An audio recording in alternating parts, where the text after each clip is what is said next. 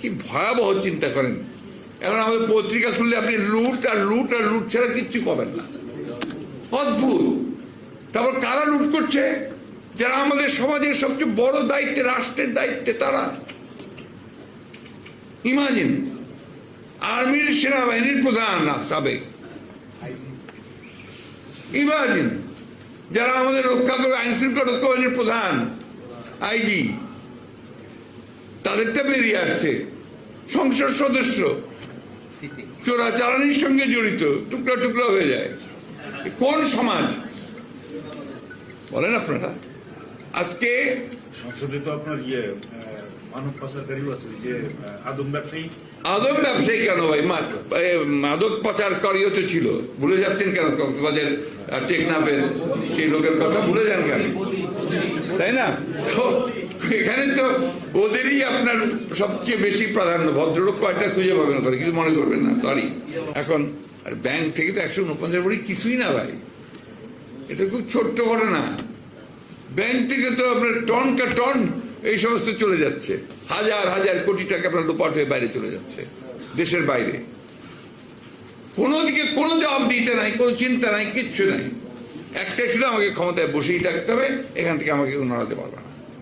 তার জন্য আমি চতুর্দিকে সেই সমস্ত প্রতিষ্ঠানগুলোকে ধ্বংস করে দিয়ে আমার সমস্ত রক্ষী তৈরি করেছি, একটা রক্ষী। আপনি যদি এই সমস্ত দুর্নীতিবাজ কর্মকর্তাদের কথা শোনেন, তাদের বডি ল্যাঙ্গুয়েজ দেখেন, যে ওরা আমাদের প্রভু। আজকে ওই এক প্রভু এখন কোথায় গেছে?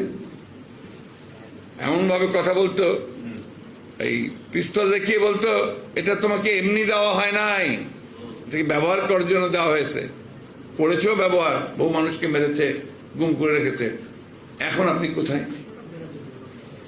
এখন কোথায় যে আপনি আপনাকে আপনার সম্পর্কে আবার আমাদের প্রধান, আমাদের আইন শৃঙ্খলা রক্ষা বাহিনী, আমাদের হোমের প্রধান বলছেন তার সম্পর্কে আমি কিছু জানি না।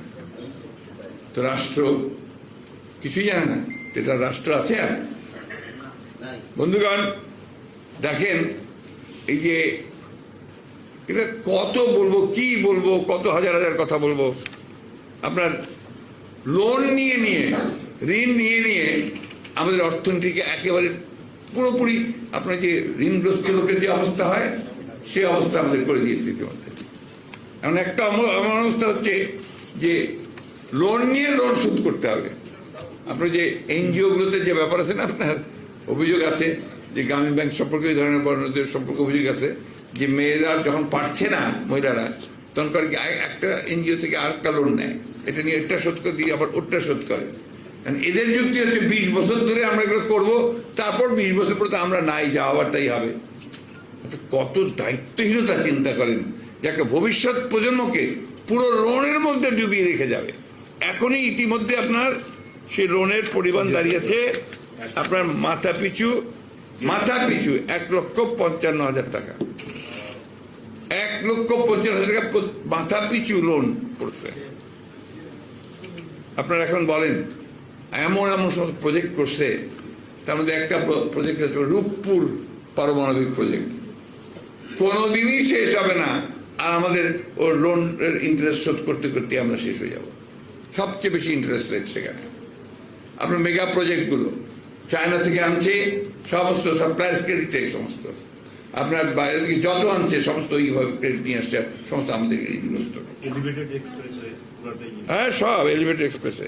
এরপরে আবার বিদ্যুৎ, আদানি সাহেবের কাছ থেকে আপনার বিদ্যুৎ নিয়েছে, ভারতের কাছ থেকে। এর যে টার্মস অ্যান্ড কন্ডিশনস, কোন সুস্থ মানুষ এগুলো করতে পারে? কোন এতটুকু দেশপ্রেমিক মানুষ, সরকার এই কাজগুলো করতে পারে? এটা চিন্তাই করা যায় না। এতটুকু দায়িত্ববোধ যদি থাকতো, তাহলে এই কাজগুলো তারা করতো না। এটা সেই জন্যই আমরা বলে, আমি সবসময় বলে আসছি, এটা কি, তারা তো আপনার এই দেশের মানুষ না, তারা বর্গী, তারা লুট করে নিয়ে চলে যায় এবং পাচার করে দেয়। তারপরে সময় মতো যখন থেকে যার ক্ষমতা থাকার সম্ভাবনা কম, তো পালায়, তাই না? এখন ভাই, এই দেশটাকে রক্ষা করতে হলে এই জিয়া রহমান ছাড়া কোনো বিকল্প নাই। জিয়া রহমানকে বোঝেন, জিয়া রহমানকে জানেন, এবং তিনি যেভাবে উঠে দাঁড়িয়েছেন সমস্ত প্রতিকূলতার মধ্যে মাথা উঁচু করে, সেভাবে মাথা উঁচু করে দাঁড়ান। দেশনেত্রী বেগম খালেদা জিয়া যেমন প্রতিকূল অবস্থার মধ্যে মাথা উঁচু করে দাঁড়িয়েছেন, সেইভাবে দাঁড়াতে হবে। আমাদের তারেক রহমান সাহেব যেভাবে মাথা উঁচু করে বিদেশ থেকে আমাদেরকে আপনার নেতৃত্ব দিচ্ছেন, সেইভাবে মাথা উঁচু করে দাঁড়াতে হবে। আমরা তো মার খাচ্ছি, জেলে যাচ্ছি, মারা যাচ্ছি, তাই না? তো সবাই মিলে একসাথে জোরে সরে সেটাকে একটা জায়গায় নিয়ে যাই যেখানে আমরা প্রতিরোধটা গড়ে তুলতে পারবো। আমরা তো অন্যায় কিছু চাচ্ছি না তাদের কাছ থেকে। আমরা একটা জিনিসই চাই যে ভাই আমাদেরকে একটা ভোটের ব্যবস্থা করো, একটা নিরপেক্ষভাবে, মানে বৈধভাবে, এবং যেন আমরা অবাধ সবাই মিলে একসাথে ভোট দিতে পারি, তার ব্যবস্থা করে যাতে আমরা আমাদের ভবিষ্যৎটা আমরা নির্ধারণ করতে পারি। শেষ করে দিয়েছে আপনার নির্বাচন কমিশনটাকে। এখানে এই সেই কমিশন শুধু ব্যবস্থাটাকে শেষ করেছে, মানুষের ভোটিং দিতে যায় না। কতটা আপনার যে আস্থা অনাস্থা আসতে পারে তার প্রমাণ হচ্ছে আপনার এই বাংলাদেশের ভোট ব্যবস্থা। এখন কেউ ভোট দিতে যায় না, সোজা বলে কি হবে ভোট যায়, আমার তো ভোটটা কাউন্টই হবে না, আর সব তো দিয়ে চলে যাবে। আবার সরাসরি বলে কি কোথায় ভোট দিবেন, যদি নৌকা চালান নৌকা দেন তাহলে যাওয়ার দরকার নাই।